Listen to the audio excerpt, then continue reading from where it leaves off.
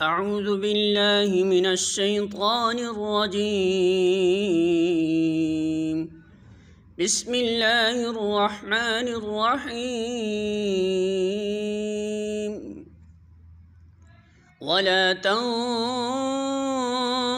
المشركات حتى يؤمنن وَلَأَمَةٌ مُؤْمِنَةٌ خَيْرٌ مِّن مُّشْرِكَةٍ وَلَوْ أَعْجَبَتْكُمْ وَلَا تُنكِحُوا الْمُشْرِكِينَ حَتَّى يُؤْمِنُوا وَلَعَبْدٌ مُؤْمِنٌ خَيْرٌ مِّن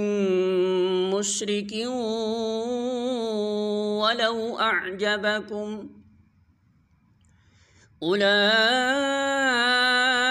يَدْعُونَ إِلَى النَّارِ وَاللَّهُ يَدْعُو إِلَى الْجَنَّةِ وَالْمَغْفِرَةِ بِإِذْنِهِ وَيُبَيِّنُ آيَاتِهِ لِلنَّاسِ لَعَلَّهُمْ يَتَذَكَّرُونَ۔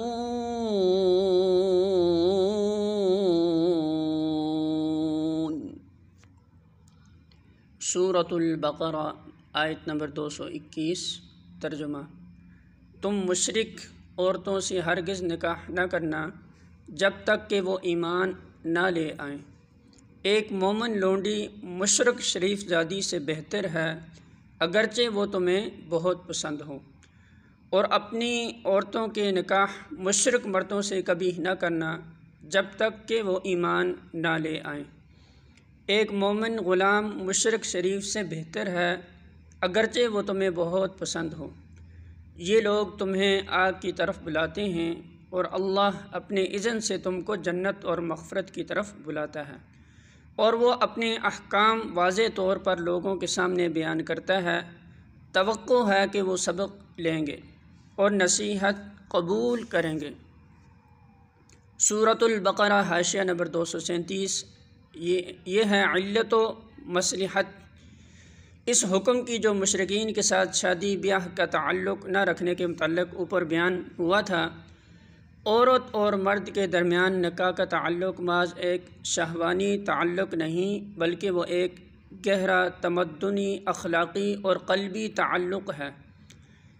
مومن اور مشرک کے درمیان اگر یہ قلبی تعلق ہو تو جہاں اس امر کا امکان ہے کہ مومن شوہر یا بیوی کے اثر سے مشرک شوہر یا بیوی پر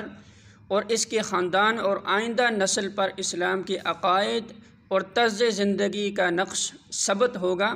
وہیں اس امر کا بھی امکان ہے کہ مشرک شوہر یا بیوی کے خیالات اور طور طریقوں سے نہ صرف مومن شوہر یا بیوی بلکہ اس کا خاندان اور دونوں کی نسل تک متاثر ہو جائے گی، اور غالب امکان اس امر کا ہے کہ ایسے ازدواج سے اسلام اور کفر و شرک کی ایک ایسی معجون مرکب اس گھر اور اس خاندان میں پرورش پائے گی جس کو غیر مسلم خواہ کتنا ہی ناپسند کریں، مگر اسلام کسی طرح پسند کرنے کے لیے تیار نہیں ہے۔ جو شخص صحیح معنوں میں مومن ہو وہ محض اپنے جذبات شہوانی کی تسکین کے لیے کبھی یہ خطرہ مول نہیں لے سکتا کہ اس کے گھر اور اس کے خاندان میں کافرانہ و مشرکانہ خیالات اور طور طریقے پرورش پائیں، اور وہ خود بھی دانستہ اپنی زندگی کے کسی پہلو میں کفر و شرک سے متاثر ہو جائے۔ اگر بالفرض ایک فرد مومن کسی فرد مشرک کے عشق میں بھی مبتلا ہو جائے تب بھی اس کے ایمان کا اقتضا یہی ہے کہ وہ اپنے خاندان، اپنی نسل اور خود اپنی دین و اخلاق پر اپنے شخصی جذبات قربان کر دے۔